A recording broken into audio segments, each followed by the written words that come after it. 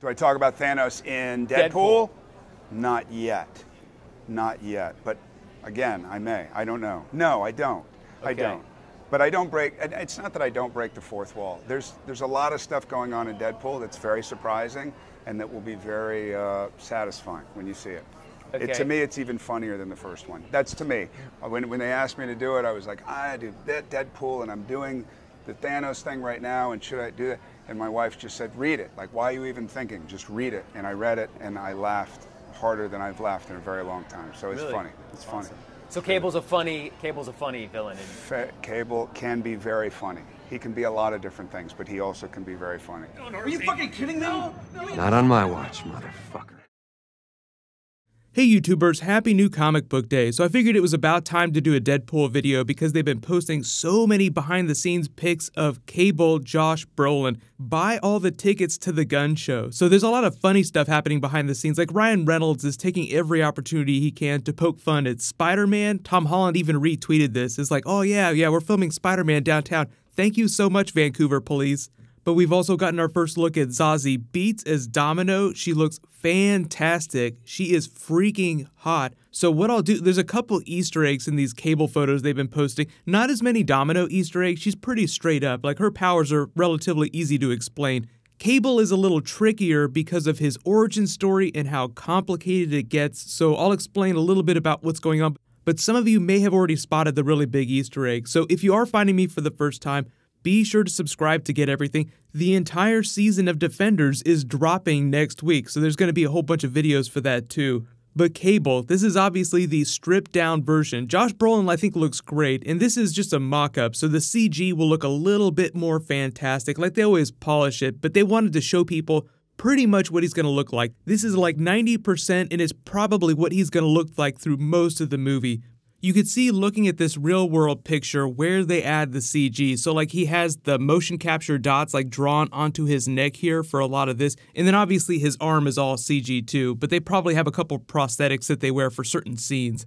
But probably the reason they opted for a stripped down version of Cable is just because when you look at Rob Liefeld's original designs, like this is the first time he's appearing on screen. So while I do think the movie's story is original in the way that they changed Deadpool's origin story for the first Deadpool movie, there'll be a lot of references for New Mutants 98 when he and Deadpool fought each other for the first time, which was also the first appearance of Domino, so they'll have a lot of fun with that. Look at this design of Rob Liefeld's Cable. Like, this is not a human figure here. Like, he just does not resemble something that exists in nature. So while he's a really cool character, it's just that they have to make him look real on screen. And in order to achieve this, Josh Brolin's head would either have to shrink down a couple sizes or he'd have to be on steroids for the next 3 years. It's a lot easier for Zazie Beetz to resemble that comic book model. Cable is just like over the top. He's probably one of the biggest X-Men characters next to Colossus and Beast. But I am expecting liberal pouches jokes. That's another big Liefeld criticism, is that he puts like crazy pouches all over his early character designs. He was really young when he did that stuff too, so I don't want it to feel like I'm criticizing it too much. It's just that, you know, you look at this and you remember all the original Cable jokes and you're like, oh, okay, yeah. Clearly what they're going for here is a version of the classic Liefeld pouch scheme, but it's sort of stripped down to fit Josh Brolin's body. Like, it's proportionate to the rest of the stuff that he's carrying around.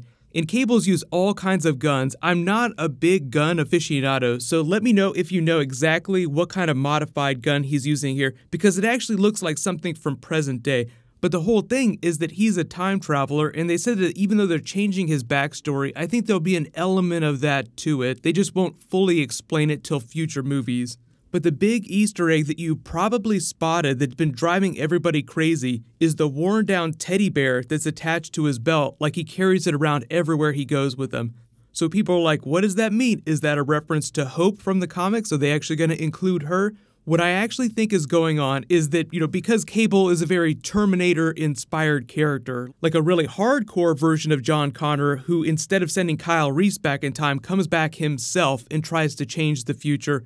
So you have to imagine this post-apocalyptic or apocalypse future that he's from, where everything has just gone to complete shit. He grew up with this teddy bear. It's a keepsake given to him by his parents, Cyclops and Madeline Pryor, who's a Jean Grey lookalike. But just because they've been talking about how they had to oversimplify his backstory, it's just way too complicated to do it exactly like it is in the comics, then I think that in the name of simplicity, they're not going to do Hope, it'll just be Cable, and it's his teddy bear that was given to him as a child by the X-Men that we'll be seeing next year during Dark Phoenix. So it should go without saying that I don't think we're ever going to see those Dark Phoenix characters, which that movie's taking place in the 90s, I don't think we'll ever see them cross over with this version of Deadpool and Cable in this way. Like, they want you to see the teddy bear, and if you've read the comics, you sort of know the connection, and you're like, oh, that teddy bear's probably seen some shit. But the whole idea when you meet him for the first time is that he's just this hardcore character that you can't quite figure out, like, what's this teddy bear? Like, what has he been through? Why is he so crazy? What disaster is he trying to stop? And what is it that throws him into Deadpool's path? Like, that's all you're worried about. Then after that, like, they slowly start peeling back the layers and he starts telling stories about the stuff that's happened to him, maybe a few offhanded references about his parents, but I'm not expecting any direct shout-outs or any appearances from Cyclops or his parents or anything like that. The original dynamic is that Domino is sort of a mercenary for hire on her own, but she helps Cable out, so they're both kind of on the same team when Deadpool pops up for the first time trying to kill Cable, so I'm expecting a similar dynamic. But if you've read that original New Mutants story, it's a little more straight up, like I'm coming to kill you with a little bit of wisecracking. I think the way that Ryan Reynolds plays the character is a little bit more casual, like even when he's getting into it during the first Deadpool movie, the way he talks when he's fighting the villains is still relatively nonchalant, like this is no big deal, I'm just gonna mow through these guys on the way to saving my girlfriend. When I'm finished, I'll still have to grow back here. Good one. Yep, that's a good one. Let's dance. So if you've been seeing the pictures from behind the scenes, like him crashing a party in someone's backyard in what looks like the suburbs, him riding on a scooter through Midtown, then it just seems like it's going to be a lot of the same tone. Like part of the comedy of Deadpool is the fact that there's all this crazy shit going on. In normal superheroes, even people on the Avengers would be freaking out, like you'd see Captain America getting all depressed about how crazy things have gotten. You'd see Spider-Man freaking out, but Deadpool just takes it all in like it's no big deal. Just another day at the races. Just going to work, gonna kill a whole lot of people like he's a blue-collar stiff just punching his time card. I know a lot of you are wondering what his powers are gonna look like on screen, because if this is the stripped-down version of Cable, does that mean they're also gonna strip down his comic book power levels? Because he's telekinetic, he has very fine control of objects, like he's actually really good with it.